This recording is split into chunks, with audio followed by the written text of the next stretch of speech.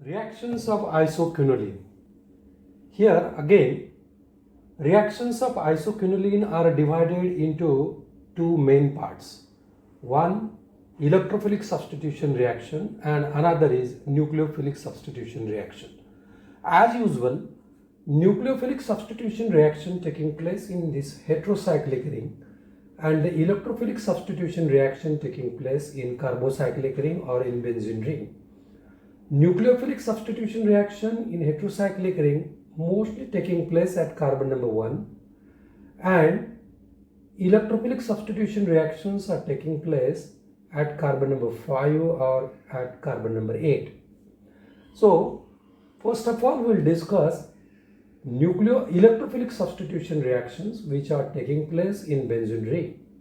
For example, bromination. If you perform bromination in presence of aluminum trichloride at 75 degrees Celsius, you will get 5-bromo-isoquinoline, 5th position bromine is attached.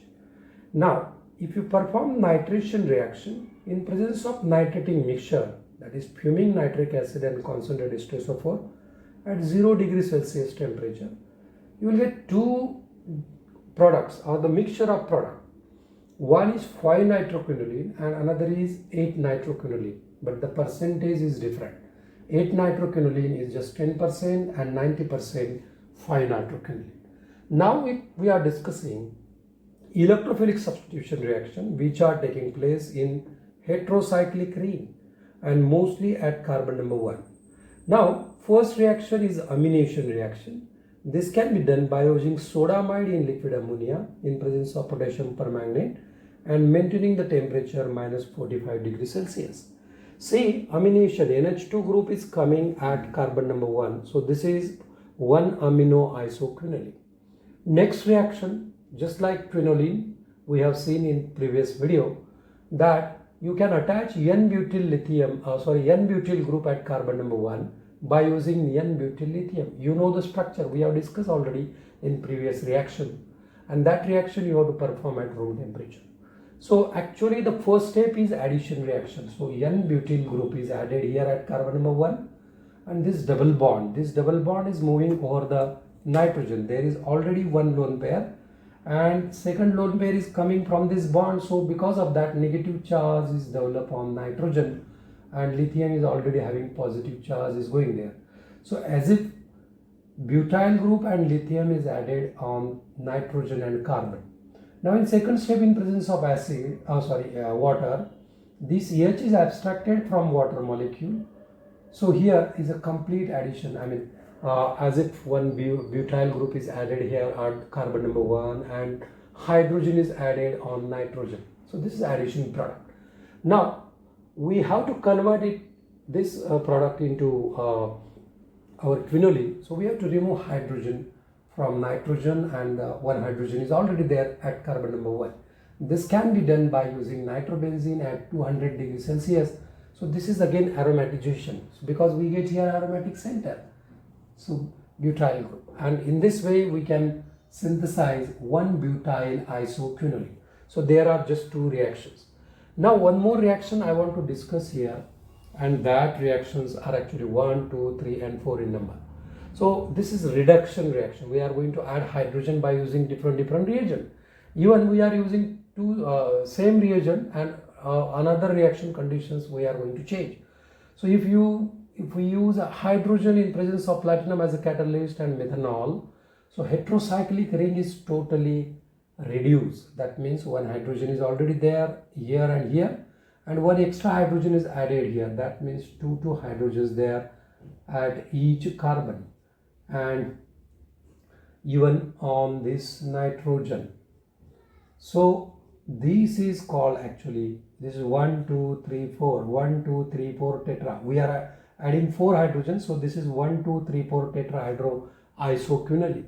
So if you are using H2 and platinum and acidic condition 12 normally HCl, this time this carbocyclic benzene ring is attacked.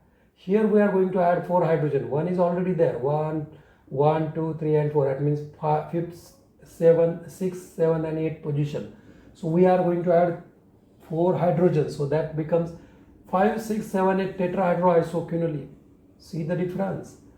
Now we have to add just two hydrogen, one hydrogen at third position and one is at fourth position. So because of that we get here 3,4 dihydroisoquinoline. So that can be done by using lithium in liquid ammonia. So here these two hydrogen, if you want to attach two hydrogen here or nitrogen and first carbon, you use lithium aluminum hydride in presence of diethyl ether as a solvent.